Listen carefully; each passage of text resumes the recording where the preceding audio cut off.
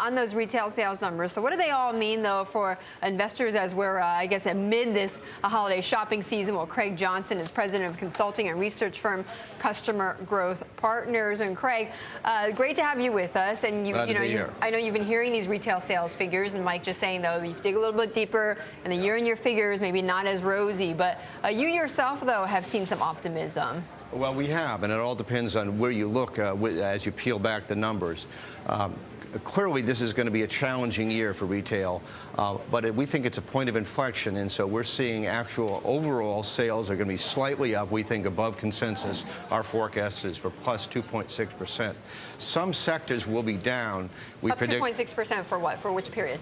For year over year, for the November-December combined period, knowing that 55 to 60% of the sales occur in December, obviously the balance in November, which this is what these numbers represent. Right.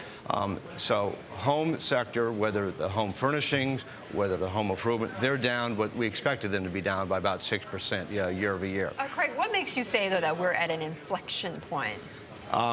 This last year's back-to-school season, this past July-August period, was the worst on record. Better than expectations, but the worst on record. Beginning around September, by our data, and we're out in the malls across the country all the time, in the off-mall venues, which is where actually 85% of the sales occur, consumers began to start spending again in the September-October period. And so that's why our forecast came out plus 2%. What people aren't seeing is that spending a lot in the malls, and that's why the department stores are weak. The numbers that came out today, and some of the inline specialty stores that are in the mall. People have deserted the mall for the most part, other than on the weekends. And they are shopping on the weekends in the mall, but not during the week, and that's killing them. Meanwhile, you go to the off-mall venues, whether it's the Kohl's, the Walmarts, the TJX's, they're packed. Packed in the weekend, and they do decent traffic during the week.